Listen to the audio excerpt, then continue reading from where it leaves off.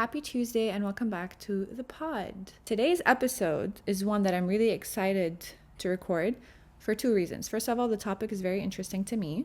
Obviously, this is why I'm going to be talking about it.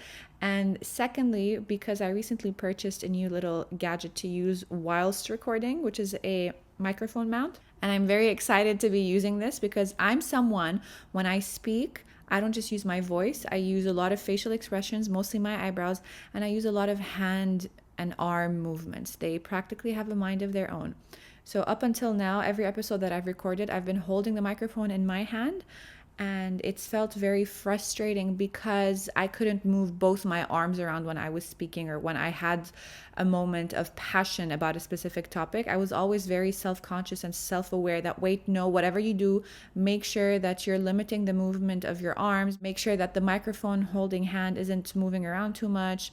Otherwise, it's going to affect the volume of the audio. I might accidentally end up hitting the pop filter, and I wouldn't notice that I hit it until after I'd finished recording the episode and I was listening to the playback. So it was just a lot of little moments of being hyper aware of things that I can or can't do, which made the recording process a little frustrating. So now that I have a microphone mount and I can speak not just with my voice, I can move both my arms around without worrying that it's going to affect the audio of the episode. I can move my arms around freely and express myself freely. I'm excited to see what this new experience is going to be like. So like I said, I had a lot of moments where I would feel frustration because certain things weren't working out the way that I wanted them to, or they were proving to be a bit more challenging or difficult than I had initially expected them to be. And it was really tainting the entire recording process, not just in each individual episode, but it was tainting the entire process in general of, hey, I have a podcast. This is a new experience. It's supposed to be fun. It's supposed to be joyful. All of that, it was just being tainted. So I found myself doing something that I have a tendency of doing, which is thinking positively. But there's a catch to that. I noticed my tendency of when something comes up, the first thing that I would do, kind of like a coping mechanism, is to automatically look for the silver lining, or to look for the lesson, or to look for the, you know what, it's okay, it's fine, you can learn this from this experience, or everything happens for a reason. The intention is always a good one. It's always to make light of an otherwise uncontrollable situation, or it's to look for a silver lining, or just to obviously want to feel better, just to think positively about something that feels heavy. You want to feel lighter and feel more expansive. But I noticed that in rushing to think positively and in just jumping from the heavy or negative emotion, automatically just jumping into a positive or a better feeling one, in doing so, I was invalidating my own emotions around this specific experience.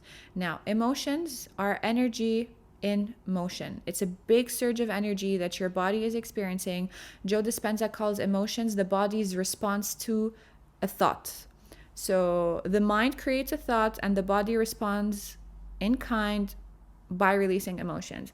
So it's a huge surge of energy, and typically emotions last up to a couple of minutes, maybe. Let's say if you really want to give yourself the chance to immerse yourself in the emotion that's coming up, whether it's positive, whether it's negative. What I do is I put a timer for 5 minutes. So I put a timer on my phone for 5 minutes, and if I feel like this heavy surge of emotion, and I just give myself those 5 minutes to feel whatever is coming up. Because once those 5 minutes are done, this initial heaviness or this initial burst of energy is not, it's just going to come and go. So after those 5 minutes, whatever you choose to keep feeling, it's a choice. It's no longer your body's response to something that's happening in your mind. You are deliberately making a choice that I want to hold on to this thought or this emotion. I want to continue feeling in this particular way. And automatically jumping from a negative emotion to a better feeling positive one, I was invalidating my experience, my emotional experience. So when I would feel frustrated about something, instead of within moments of me feeling frustrated, rather than it's okay, it's part of the learning curve, it's okay, everything happens for a reason, there's something to take out of this experience, I would let myself feel frustrated a minute, 2, 3, up to 5 even sometimes, like I said, when I put on a timer. And then once I felt that frustration, after a while, it doesn't feel as heavy anymore. So it becomes easier to jump from I'm frustrated to, you know what, it really isn't that bad. I probably will just become better at this specific thing with more practice, or it's a learning curve, I'm getting used to it. And it feels more genuine when you go towards this more positive thought. Which brings me to today's topic on toxic positivity and spiritual bypassing. So for me, these two topics are actually the same. I would consider them, in my personal experience, I would consider them two sides of the same coin. Because, like I said, toxic positivity is something that I've often found myself guilty of doing. So, yes, my name is Christine, and I have a tendency towards toxic positivity when it comes to certain experiences in my life, because I want to look for the silver lining, because I want to not feel those negative emotions. I want to jump to a better feeling emotion. I rush into it, and it's actually counterproductive. I'm invalidating my own feelings. I'm making little of a specific experience that's triggered me for a reason. I'm compartmentalizing my emotions, which will burst at a later point. So I'm guilty of toxic positivity. Now, I have always known this, but I didn't know what it was called, or I wasn't conscious that I was doing this. I actually came across the term toxic positivity during the pandemic, during the initial lockdowns, actually, when we all moved from busy lives filled with a lot of doing, and then we were forced to slow down. Everyone, myself included, I think I'm the first person to have done this. I took it as, you know what? The world is on pause. I finally have all the time to do every single thing that I would complain I did not have the time for. I have the time now to catch up on my reading, to start a new hobby, to fall back into old hobbies. I just have all the time in the world to organize, to do some spring cleaning, to learn how to cook or bake or make sourdough bread or banana bread. I just have all the time in the world to shift from one type of doing into another type of doing. And this was fine for the first maybe couple of weeks. But then it got to a point where the positivity, the positive spin on things, the silver lining, it wasn't bringing me any sense of relief anymore. It actually started to become overbearing. It started to feel like it was a chore, like I had to force myself to be positive. I just didn't feel comfortable being positive. If anything, forcing myself to be positive actually reinforced the heavy and the negative emotions that I was going through. This is when the term toxic positivity started popping up on Instagram and on TikTok, and people were realizing that, wait, we've been doing this the wrong way. Actually, no, it's not the wrong way. We haven't been doing this the wrong way. We've just been doing something, and we just realized that it hasn't been working, and it hasn't been serving the intention that we went into it with. So that's a mouthful. Instead of saying wrong, that's a mouthful, but it's fine. The intention is there. You get what I'm trying to say. So then when the term toxic positivity came up, it all made sense. And I took it as toxic pause. Like I changed the word positivity, and I felt so proud of myself when I posted this on Instagram. Like I invented something new. Positivity, instead of just being written positivity, I rewrote it as pause, like PAUSI, it, like IT, ivity. I was like, oof, wow, I came up with something genius. And it allowed me to reframe that, okay, when you notice yourself automatically jumping to a positive emotion, pause. Take a few moments. Just stop what you're doing. See why you're doing this. Do you need to be forcing this positive emotion? Or at least if you are going to, if it makes you feel comfortable, kind of like a placebo effect, whatever. If you need to fake it till you make it, if you want to jump into a positive emotion without first managing the negative emotion, okay, but at least make it conscious, this attempt to jump from one to the other. So this is something that, okay, I've been made conscious of it, but it's one of those things that it's not like one-time thing. I've been made conscious of it. That's it. It's always going to be conscious. No, it has to be a conscious effort every day. Well, maybe not every day, but every time you notice a negative emotion coming up, it needs to be a conscious effort to validate that emotion before you jump into a better feeling emotion.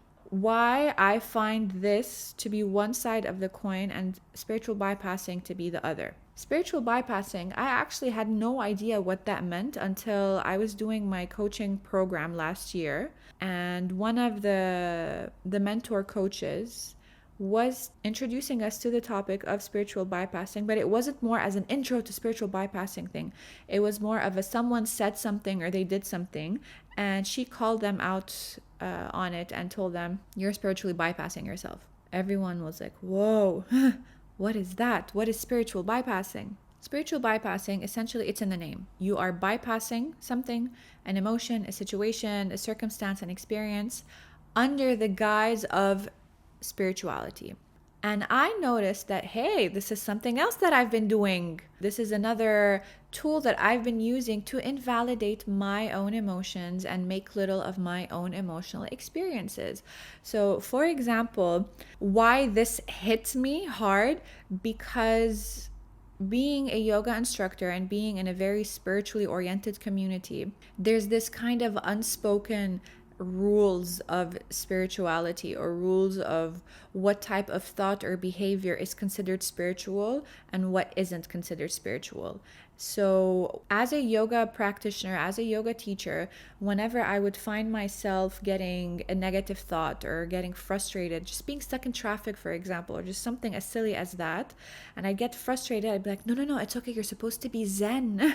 You're supposed to be very calm and very chill about all of these things. But you do yoga, you meditate. And again, another way of invalidating my emotions or trying to force something that's it might not be the time and place for it. I started to notice that I was doing this once I was introduced to the topic of, or to the tendency more, to the tendency of spiritual bypassing. It's kind of like the curtain lifted, and there was kind of like a montage of all the moments in my life where I was spiritually bypassing myself, where I would try to skip through a specific experience, or I would try to force a positive experience when I was experiencing a negative experience, because I'm spiritual, or because I'm a yoga instructor, or because I'm in the spiritual community. And it started to make me even more negative. It started, the smallest things that previously wouldn't have even crossed my mind or wouldn't have bothered me in the slightest, now started to become, my mind started to make a mountain out of a molehill, essentially, from this, literally the tiniest things. I started to resent the practice. I started to resent the community. I started to resent everything that it was standing for, because it felt hard. It felt difficult. It felt like forcing something, or it felt like I was going against myself. It felt unnatural, essentially. So when I was introduced to the tendency of spiritually bypassing, it felt very similar to toxic positivity. It just felt like it was a different side of the coin. And knowing these things, knowing that I have a tendency towards toxic positivity when things feel overwhelming, or I have a tendency towards spiritual bypassing when things feel out of my control, or when I'm faced with a lot more unknown than I'm comfortable with, has been, I'm not going to say it's been life-changing, but it's opened my eyes a bit more to how I create my experience, in the sense that we all know the saying that if you can't control things, then they don't deserve space in your mind, or you just focus on the things that you can't control, and the things out of your control, they're already out of your control. So why are you going to bother yourself with them?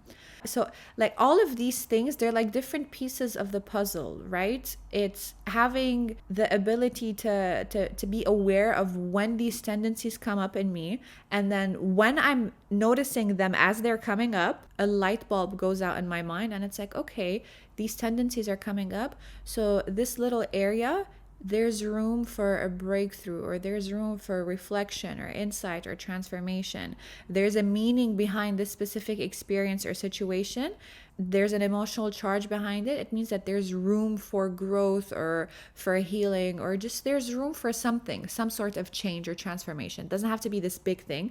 There's just room for at least changing this thing from a negative emotion to a neutral one, not necessarily just a positive one. So in now being able to identify when these tendencies come up, I'm able to manage my emotions and my experiences better. And what's been working for me lately has been the following. When I feel a negative emotion come up, negative when I feel sad, disappointed, frustrated, angry, overwhelmed, doubtful, anxious, whenever I feel any of those things in any aspect of my life to any degree, what's been working for me is to just stop that negative thought in its tracks. That's it.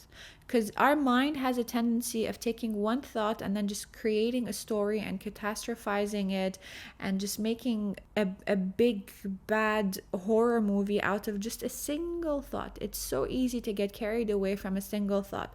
So when, and then the bigger it's like a snowball effect. The more the thought is rolling, the bigger of a snowball it's becoming. I don't know if that makes sense. Then the more you let this thought wander, and the more catastrophic the story it's going to create, the more challenging it's going to be to kind of to detach yourself out of this story and to find your way back to a better feeling emotion.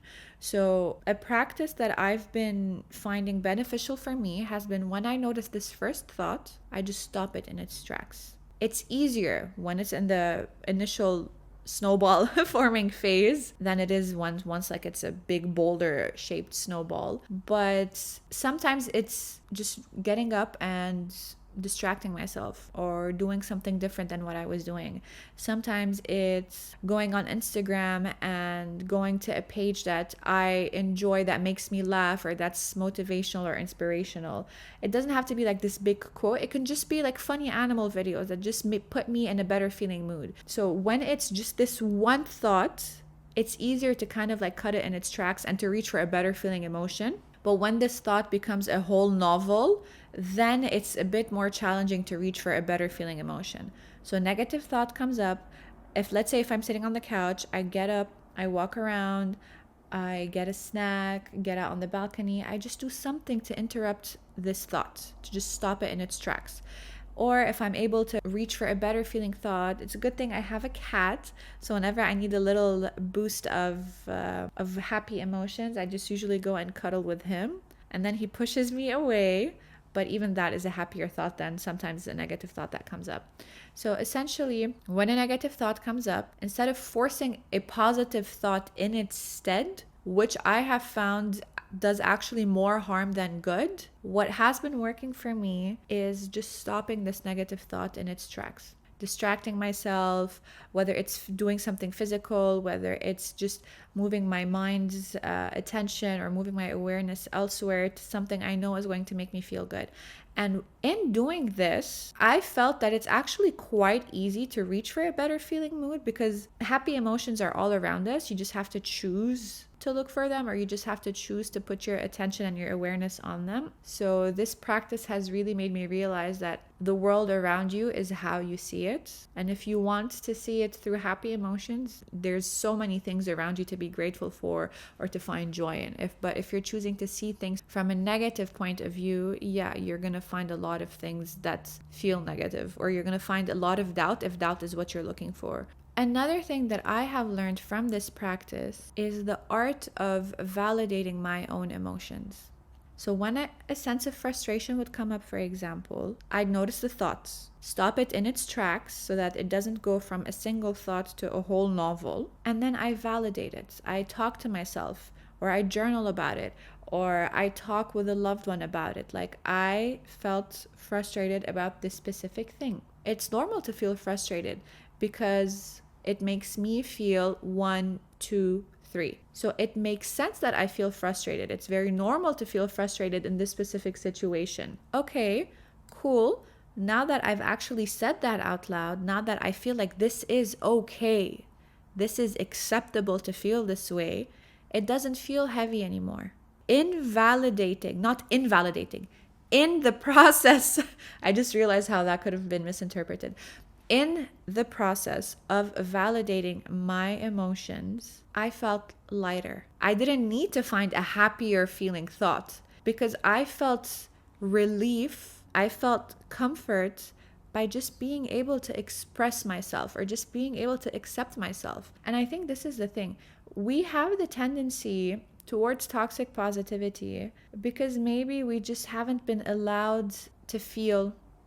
We haven't been taught what emotions are. We haven't been taught how to feel emotions, what's a safe way to express emotions. Or essentially, like I said, we haven't been taught how to feel. And that's why when a negative emotion comes up, you don't know what that is. What is it in nature? How do I deal with it? What does this mean about me? What does this mean about this experience? So, in not knowing that, we automatically just want to jump into the opposite of it, which is a happier thought, because there's a sense of relief in that. We don't have to be vulnerable. We don't have to explore our shadows or explore everything that has been repressed or compartmentalized. So I've noticed that toxic positivity could be a coping mechanism for just not knowing how to be in touch with your emotions. Same with spiritual bypassing. You bypass spiritually in an attempt to avoid emotions or avoid triggers within your ego because maybe you haven't really reflected, you haven't really resolved certain beliefs about yourself or certain emotions that you might be holding on to about specific topics. At the end of the day, in this human experience, we all just want to feel comfortable, right? I mean, if you break it down, if you overly simplify the human experience, it's one of two things. We either experience comfort or we experience discomfort. And well, I think it's safe to say that ideally we all want to experience comfort. But in search of this comfort, we end up creating more discomfort because discomfort. Okay, this is getting a little bit confusing even for me. At the end of the day, we all just want a comfortable human experience. And sometimes you don't know what comfort feels like. All you know is the sensation of discomfort. But sometimes in knowing what is uncomfortable, through process of elimination, you could find what is comfortable for you. I've noticed that a lot of people know, maybe they know, not a lot. I've noticed that certain people know what they want in life, but that hasn't always been the case for me. But I have realized in my experience for myself as Christine, how I am able to identify what I want is by identifying what I don't want. And through that process of elimination, it brings me closer towards what it is that I do want. So it's the same with finding comfort and discomfort in life. You might not know what's comfortable feels like or looks like for you, but in being able to identify what discomfort looks like or what discomfort feels like, at least that is a good frame of reference to have, so that whenever something of the sort comes up, you know, you can put it in the discomfort category and you can know that this is something that you do not want. So you're looking for the opposite of it. Because like I said, at the end of the day, we all just want to have a comfortable human experience. We all want to enjoy our life on the planet. I've noticed, I say that a lot, I've noticed. I've noticed a lot. That should be a drinking game. What are the different tendencies that I have? Every time I say I've noticed or so, and the thing is, you should just like take a shot or something, or drop down and do a push-up or a burpee or something. So yeah, for me, the more I'm able to reflect, the more I'm able to understand my behaviors, my thoughts, the more I'm able to genuinely enjoy my experience in life and whatever season of life I'm in. There's so much that's out of our control, right? So whatever you can control, just to the best of your ability, if you're able to make that a comfortable and joyful experience, I think you're winning in life. And that's it for today. See you next time.